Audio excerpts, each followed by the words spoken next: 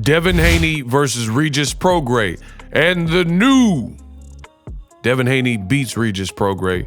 The realest breakdown that you will find on YouTube, presented by yours truly, Ego, aka Boxingego. Let's talk about it. What up, Fight World? It's your boy Ego, and I'm back with some more boxing. Devin Haney did it. Devin Haney did everything that he said he was gonna do leading up to the fight. Unfortunately for Regis Prograis, he didn't. All the talk, all the trash talk, it all culminated on one fateful night, which was last night, my backyard, Bay Area, and it was at the Chase Center in San Francisco. I'm gonna explore different topics, as you guys know, or you should if you follow the channel. If not, subscribe. If you're new, I was at the fight, covered the fight, went to the post-fight press conferences, went to the fight week festivities, and I enjoyed myself. I'm gonna give you guys the good and the bad and the ugly. I'm gonna first break down the fight. So Devin Haney, he looks special. His dad said he is special. He said a lot of the other fighters are good, but my son is special. And Devin Haney looked extremely sharp. For the good, that's good for Devin Haney. He keeps on trucking, keeps on moving forward. What did I like about Devin Haney's performance? Now, the great Ego Stradamus strikes again. I told you Devin Haney would win after 12 rounds via decision, unanimous decision. That's exactly what happened. In the fight, Devin Haney looked extremely focused. So I love that. I love when you see professional athletes and they want nothing more than to just win and focus, eyes on the prize. That's what I kind of got from Devin Haney last night. There was no games. There was no, he almost had like a bit of stoicism to him. Like he walked out, did his ring walk. I don't even know if he was like smiling too much, because it's different being in the venue. I have to go back and watch the re-air, but in the venue, I'm filming and like trying to show you guys how it looks. The crowd was absolutely lit. Devin Haney, he just looked very focused throughout the whole fight, and he was switched on, and he wasn't gonna let anything get in his way and stop his dreams of becoming the new WBC champion, and he did just that. So stylistically, what did I like about how Devin Haney fight? Since this is the realest breakdown on YouTube, Devin Haney, the biggest attributes that I noticed that gave Regis Prograis all of the problems in the world, if I had to break it down, would be the footwork of Devin Haney, the speed, quickness, and athleticism. We'll put that into a separate category. And just the overall ring IQ. And Devin Haney wasn't sitting around like doing a bunch of thinking. Like, not saying he wasn't thinking in the ring, but he kind of knew his way around the ring and knew exactly what he wanted to do. His 1-2 was beautiful, lots of 1-2s.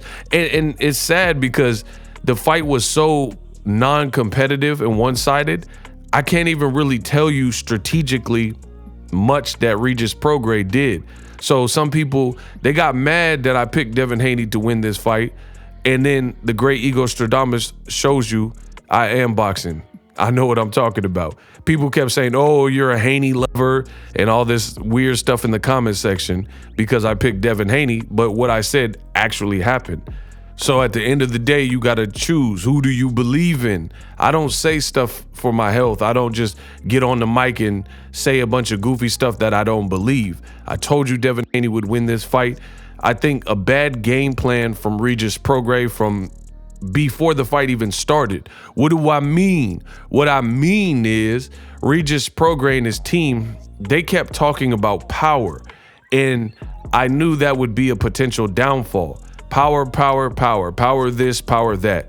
Power is cool, but that can't be the only thing at an elite level that you're worried about. Unless maybe you're like Deontay Wilder and you know you're gonna touch somebody, and when you touch them, it's the touch of death. But outside of Wilder, I don't really want to hear about guys and their whole game plan is seemingly power. In fact, the strength and conditioning coach who did a great job promoting on behalf of Team Prograis, I asked him, after one of the events, the weigh-in or whatever event, I seen Evans Tobler and I asked him, I said, with Devin Haney moving up in weight at 140 pounds, do you think that Devin Haney will be stronger? Because as I've told you on my channel, Devin Haney looked pretty depleted in some of the later fights at 135 pounds. It looked like it was definitely a struggle for him to make weight.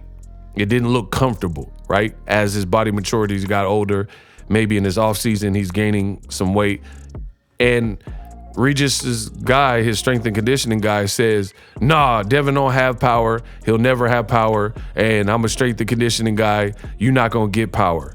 So I've stated in my videos before the fight that this was a oversight or miscalculation, an underestimation, if you will. Make sure you guys thumb up, subscribe, hit the bell notification icon so you don't miss a thing. This was definitely Team Prograis underestimating Devin Haney because they were just acting like he had no power and who you knock out, who the F you knock out and all this stuff. And they were hung up on their power and Devin Haney not being able to do anything to hurt him. Ironically enough, Devin Haney dropped Regis Prograis. A flush right hand landed and he dropped him. I believe it was in the second round. Regis Prograis got back up and he shook his head as to acknowledge.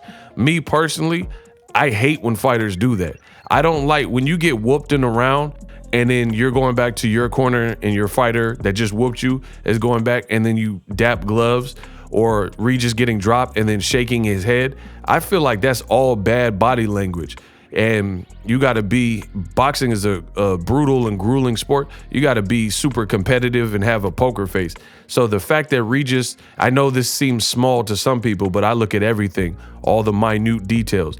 The fact that Regis Prograis got back up and was shaking his head, he was shaking his head almost as if to confirm like, oh, that was a good shot. Oh, he sat me down.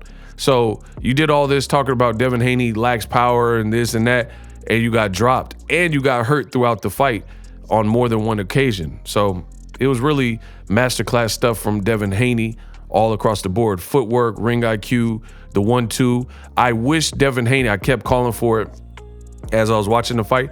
I think Regis, he was leaning in, reaching. He looked very clunky, very sloppy, missing and punching into the ropes at times.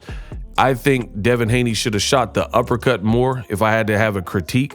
He did a couple of times and he was having success, but I was calling for it before he even started throwing it. And I think that punch, the way Regis was shorter and leaning in, that would have totally caught him off guard. So I would have liked to have seen Devin Haney use the uppie a little bit more. But I mean, this is just like nitpick. He won every round. Regis Prograis also set a record for the lowest amount of punches. People clowned the Edwin De Los Santos performance, and then Regis Prograis just went out there and underperformed even that, and that was the Edwin De Los Santos Shakur Stevenson performance. But the worst part is Edwin De Los Santos, he couldn't get to Shakur Stevenson. There were points where Devin Haney was kind of in pocket, and Devin Haney was right there, and he was throwing more offense than Shakur, which creates more potential openings. Regis Prograis was trying to do that throwback, awkward, you know, I don't know, Joe Frazier type of like cagey stuff, and it was to no avail. None of it was really working on Devin Haney, and Devin Haney kind of bullied the champion. So that was very impressive to see a guy move up in weight, and he's bullying a champion, a respected two-time champion in the division who had a lot to say. So very, very good stuff from Team Haney. Bill Haney did a good job. I was in the venue, so I didn't really hear on the telecast on the DAZN pay-per-view what Bill Haney was saying, but I did hear what he had to say after the fight. I got a video of Bill Haney unplugged. Make sure you guys click on that video. Devin Haney definitely raised his stock. Not that his stock was down, but he definitely raised it with this performance. The Chase Center was packed, and if you want me to make a separate video about it, put Golden State Warriors, write those words in the comment section. And if enough people type those three words, Golden State Warriors, because they play at the Chase Center, put Golden State Warriors in the comment section, and I'll tell you and make a separate video about the crowd, because some people are saying Devin, they have a lot to say. You know, the haters, they say Devin Haney, he can't sell. They say Devin Haney, he has no power. And if you want me to talk about the atmosphere in a whole separate video, put Golden State Warriors in the comment section. Because on my channel, I like to clap back and respond to all the negativity, positivity, and everything in between, because I'm the best in the business and it's not even close. Other thing is, people keep complaining, saying, oh, Devin got no power, Devin's power. But everyone he's been fighting recently, Regis got dropped and he was considered the bigger, stronger guy. Or not necessarily taller, bigger, but stronger guy. The guy bigger weight class experience. He's been the career 140. His face was tattered. Loma's face was tattered.